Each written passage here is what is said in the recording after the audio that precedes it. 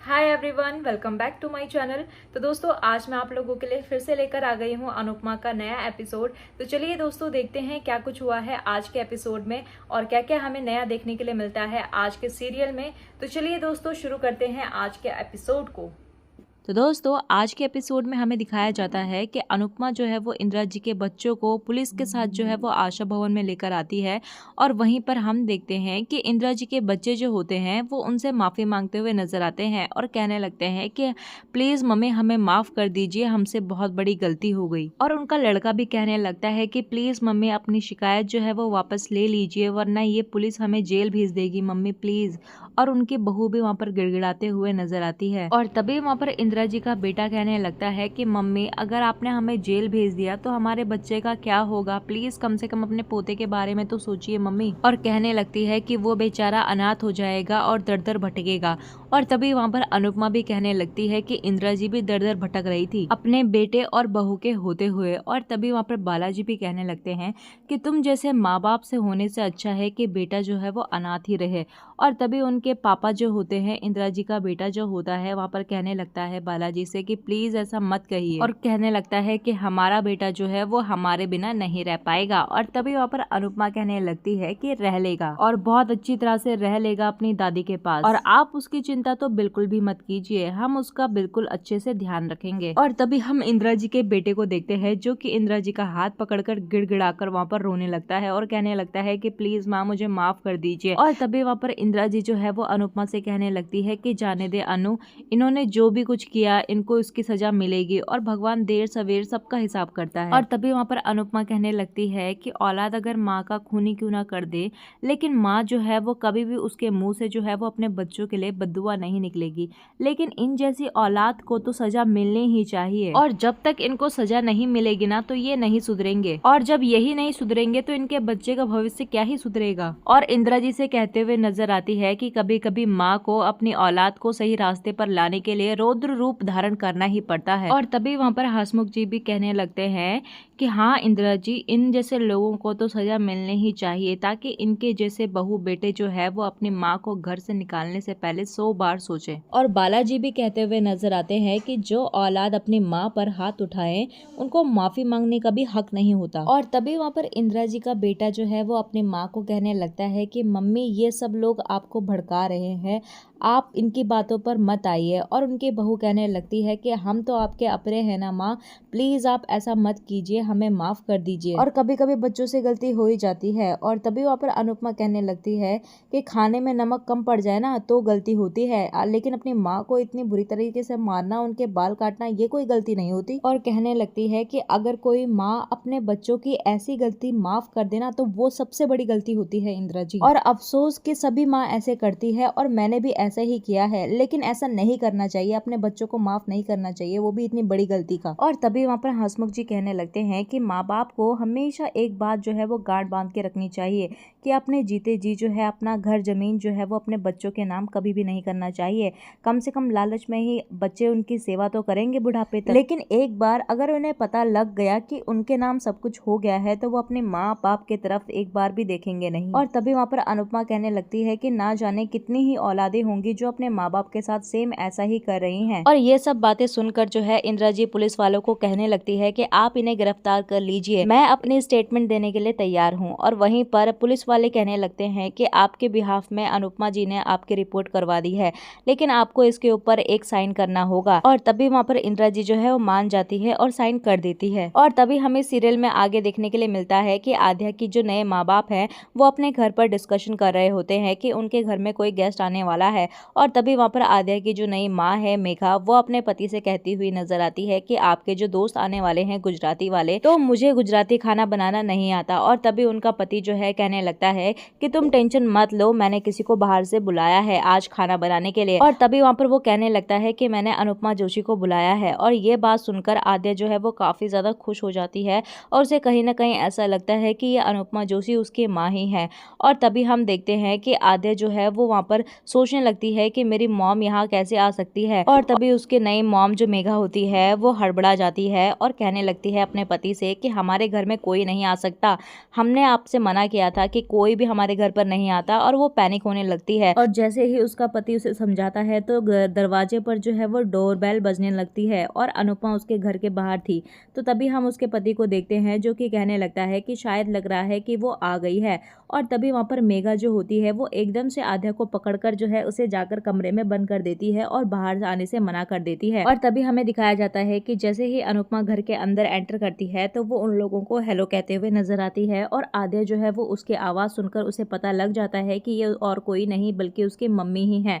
और तभी वो भगवान का शुक्रिया करते हुए नजर आती है कि उसने उसे मुसीबत में फंसने पर उसकी मॉम को यहाँ पर भेज दिया है। और वो खुश हो जाती है और कहती है कि जब भी मैं किसी मुसीबत में होती हूँ तो मेरी मम्मी जो है वो मुझे बचा ही लेती है। लेकिन यहाँ पर जो आद्या थी उसे समझ नहीं आ रहा था कि अब वो अपनी मम्मी को कैसे बताए कि वो यहाँ पर बंद है, क्योंकि उसने जब एक बार पहले भी भागने की कोशिश की थी तो उसकी मम्मी ने जो है वो नई वाली मम्मी ने उसे 2 दिन तक उसके कमरे में बंद रखा। और वो जो है वो सोचती रही कि मैं किसी न किसी तरीके से कैसे बताऊं अपनी मम्मी को कि मैं यहाँ पर हूं। और तभी यहाँ पर आद्या को दिखाया जाता है जो कि अपने दरवाजे के छोटे छेद से जो है वो बाहर देख रही होती है और अनुपमा की सारी बातें जो है वो सुन रही होती है। और तभी हम देखते हैं कि अनुपमा खाना बनाने से पहले हाथ धोने के लिए कहती हुई नजर आती है और उनसे वॉशरूम का पता करती है। और तभी वहाँ पर मेघा जो होती है वो उनको उधर जाने के लिए कहती है। तो वहाँ पर अनुपमा जो होती है वो गलती से आद्या के रूम पर जाने ही वाली होती है कि अचानक से मेघा उसको चिल्ला देती है और कहने लगती है कि कहाँ जा रही हैं आप, और अनुपमा को डांटने लगती है और कहने लगती है कि ये तो बाथरूम नहीं है, ये तो स्टोर है। और वो कहने लगती है कि इसमें बहुत सारी बदबू आती है, इसी वजह से अगर ये खुल जाता तो घर में जो है वो रूम पर पूरी बदबू ही बदबू हो जाती, इसीलिए मैंने आपको मना किया है इसको खोलने से। और तभी अनुपमा जो है वो थोड़ा समझ जाती है कि ये कुछ ज़्यादा ही रिएक्ट कर रही है। और तभी वहाँ पर अनुपमा को अजीब सा भी लगता है और अनुपमा फिर वहाँ से चली जाती है। और तभी वहाँ पर मेघा जो है वो अनुपमा को ऐसा दिखाती है कि वह नॉर्मल है और उसका पति जो है उसकी इसी हरकतों की वजह से, उसके इसी ओवर रिएक्ट की वजह से जो है वो अजीब सा फील करता है।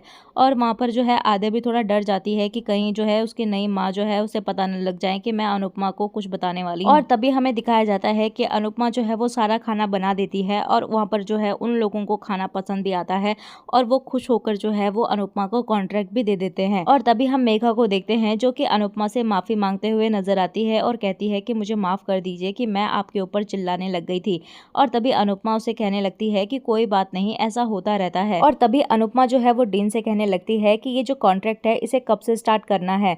तो डीन जो होते हैं वो कहने लगते हैं कि रक्षाबंधन वाले दिन से ही आप इसे ज्वाइन कर लीजिए। और तभी अनुपमा ये सुनकर जो है वो काफ़ी ज़्यादा खुश हो जाती है और एक्साइटेड भी हो जाती है और डीन को जो है वो थैंक यू कहते हुए नजर आती है। और दूसरी तरफ हम आद्या को देखते हैं जो कि काफ़ी ज़्यादा परेशान होती है और सोच रही होती है कि अगर मम्मी यहाँ से चली गई तो मैं मम्मी को कैसे बताऊँगी कि मैं यहाँ पर हूँ। और तभी उसे कुछ समझ नहीं आ रहा होता और फिर अनुपमा जो होती है वो आद्या के घर से चली जाती है और आद्या अपनी माँ से नहीं मिल पाती। अब आगे देखना ये होगा कि अनुपमा और आद्या यहाँ कैसे मिलेंगी। और अगला सीन काटकर जो है हमें शाह फैमिली के पास दिखाया जाता है जहाँ पर वो राखी की तैयारियां कर रहे होते हैं और मीनू जो है वो बा के साथ जो है वो बच्चों के साथ बैठी हुई होती है और सुंदर सुंदर राखियां बना रही होती है और साथ में बच्चे भी जो है वो उसके साथ राखियां बना रहे होते हैं। और तभी हमें वहाँ पर किंजल दिखाई देती है जहाँ पर वो कहने लगती है कि पहले जब अनुपमा मम्मी होती थी तो राखी बनाते थे और बहुत ही मजा आता था। और ये सुनकर तो एकदम से बा का जो मुंह होता है वो उतर जाता है। और तभी किंजल कहने लगती है कि देखिए ना मीनू को कैसे बच्चों को भी सिखा रही है राखी बनाना, कितना अच्छा लग रहा है। और तभी वहाँ पर बा जो है वो थोड़ा नॉर्मल हो जाती है। और तभी वहाँ पर मीनू भी कहने लगती है कि जब मामी होती थी तो कितना अच्छा लगता था। और जैसे ही अनुपमा का फिर से नाम आया तो बा भड़क जाती है और कहती है कि वनराज ने तुम लोगों को कितनी बार मना किया है अनुपमा का नाम जपने के लिए, लेकिन तुम हो कि हमेशा अनुपमा का नाम जपते रहते हो, तुम बस सारा दिन उन्हीं का गुणगान करती रहती हो। और तभी वहाँ पर किंजल जो होती है वो बात को घुमाने लगती है और कहने लगती है कि बा कल राखी है और कोई भी कमी नहीं रहनी चाहिए, अगर कुछ भी कमी हो तो आप मुझे बता देना। और तभी वहाँ पर मीनू कहने लगती है कमी तो महसूस होगी ही। और तभी वहाँ पर बा की जो है वो आंखों में थोड़ा आंसू आ जाते हैं और कहने लगती है कि पहले के दिन कुछ अलग ही हुआ करते थे, तब समर भी था। और वहीं पर मीनू जो है वो कहने लगती है कि मम्मी पापा भी यहाँ होते थे और उनका भाई भी यहाँ होता था तो माहौल ही कुछ और होता था, लेकिन कोई नहीं, अभी भी ऐसा ही होगा, हम राखी का त्योहार बड़ी खुशी धूमधाम से मनाएंगे। और तभी वहाँ पर मीनू जो है वो पुरानी यादें याद कर कर जो है वो यहाँ पर झूमने लगती है और नाचने लगती है। और तभी मन ही मन वो सोचती है कि अगर मैं मामी से मिल पाती तो वो कितना अच्छा होता।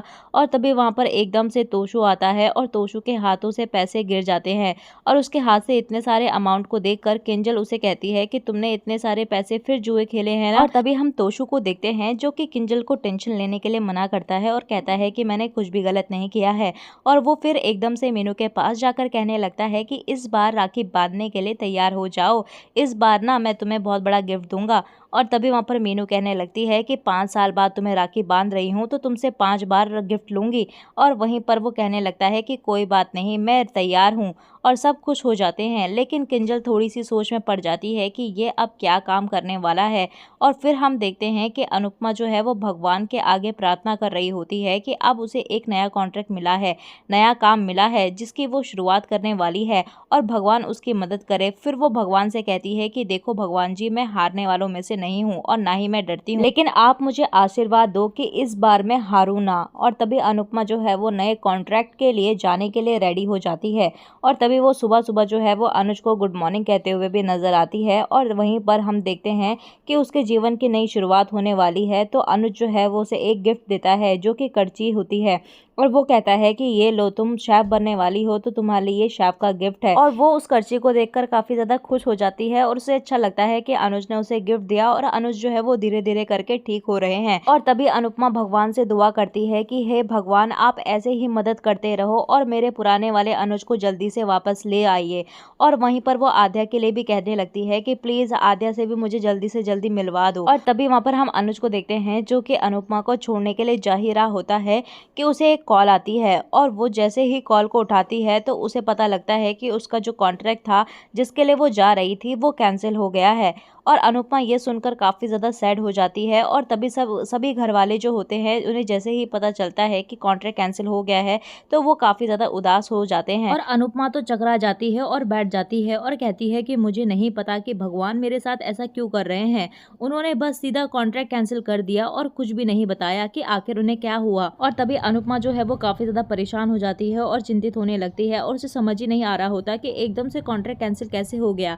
और तभी हम देखते हैं कि अनुपमा जो है वो सोचने लगती है कि अगर यहाँ पर कॉन्ट्रैक्ट कैंसिल हो गया तो मैं इन लोगों को कहाँ लेकर जाऊंगी और कैसे इस आशा भवन का जो है वो टैक्स पे करूंगी। और तभी वहाँ पर अनुज जो है वो अनुपमा को गुस्सा निकालने के लिए कहता है और कहने लगता है कि तुम जैसे पहले गुस्सा निकालती थी ना वैसे ही गुस्सा निकालो, क्योंकि तुम खुद ही कहती थी कि अगर हमारा एक उम्मीद का दरवाजा बंद होता है तो दूसरा खुलता है, तो तुम खुद को भी फॉलो करो ना, तुम ऐसे उदास मत रहो, हमें कुछ और रास्ता मिल जाएगा, तुम ऐसा मत करो। लेकिन अनुपमा काफी ज्यादा डिप्रेशन में आ जाती है और टेंशन में लेने लगती है और वो बुरी तरह से रोने लग जाती है। और तभी उसे किसी का कॉल आता है और वो गोयंका सर होते हैं। और अनुपमा उसे कहती है कि सर कैसे आपने मुझे आज कॉल किया। और वो खुश होकर कहने लगते हैं कि पहले आप बताओ कि आप कैसे हो। तो अनुपमा कहने लगती है कि मैं तो बिल्कुल ठीक हूँ। और तभी वो सर कहने लगते हैं कि मेरे दिमाग में एक नया प्लान आया है, जिन बहनों के पास भाई नहीं है और जिन भाइयों के पास बहनें नहीं हैं तो क्यों ना हम उन सबको मिलवाएं और उनको एक साथ सब लोगों को लेकर आएं, और जिससे कि सभी भाई बहन जो है वो मिलकर खुश हो जाएं। और इस टाइम पे बहुत सारे लोग भी वहाँ पर होंगे तो उनके लिए खाना भी चाहिए होगा, तो आप अगर उन सब लोगों के लिए खाना बना दोगे तो मैं आपको ये कॉन्ट्रैक्ट देना चाहता हूँ। तो अनुपमा ये सुनकर बहुत ज़्यादा खुश हो जाती है और बहुत ही ज़्यादा एक्साइटेड भी हो जाती है। और वो उसका सारा का सारा जो गम था वो एकदम से भूलकर वो हंसकर जो है वो कहती है कि हाँ मैं करने के लिए रेडी हूँ। और तभी वहाँ पर गोयंका सर भी ना उन्हें कहने लगते हैं कि मैं ना आपको टिकट भेज दूंगा। और ये बात सुनकर तो अनुज भी काफ़ी ज़्यादा खुश हो जाता है और अनुपमा से कहता है कि अच्छा हुआ कि तुमने गुस्सा भी निकाल दिया और कॉन्ट्रैक्ट भी तुम्हें मिल गया। और मैंने कहा था ना कि जब एक दरवाजा बंद होता है तो दूसरा खुल जाता है। और तभी वहाँ पर अनुपमा जो है वो मुस्कुराने लगती है और फिर एकदम से सोच में पड़ जाती है। और तभी वहाँ पर लोग जो है आशा भवन के लोग उससे पूछने लगते हैं कि अब क्या हुआ। और तभी वहाँ पर अनुपमा कहने लगती है कि अगर मैं कल जाऊंगी तो कल तो रक्षाबंधन है ना, तो यहाँ भी तो त्योहार मनाना पड़ेगा। तो सब कहने लगते हैं कि बिना टेंशन के जाओ, काम निपटा के आओ, रक्षाबंधन तो पूरा दिन है, तुम शाम को आ जाना, बाकी यहाँ का सारा काम हम लोग संभाल लेंगे, तुम वहाँ पर बेफिक्री से जाओ। और अनुपमा जो है ये बात सुनकर काफी ज्यादा खुश हो जाती है। लेकिन आप लोगों को लग रहा होगा कि अब ये गोयंका सर कौन है, तो ये रिश्ता क्या कहलाता है कि यहाँ पर ये गोयंका सर है। और आपको अब अगले एपिसोड में दिखाया जाएगा रक्षाबंधन में ये रिश्ता क्या कहलाता है कि शो में सारे मेंबर्स जो है वो रक्षाबंधन में एक दूसरे के साथ नजर आएंगे। तो चलिए दोस्तों, आज का एपिसोड यहीं पर एंड होता है। तो दोस्तों, इंदिरा जी ने अपने बच्चों को जेल भेजकर सही किया या गलत किया, हमें कमेंट्स में अपनी राय जरूर दीजिएगा। मिलते हैं आपको नए एपिसोड में, तब तक के लिए नमस्कार। और अगर आपको वीडियो पसंद आई हो तो वीडियो को लाइक शेयर सब्सक्राइब जरूर करें।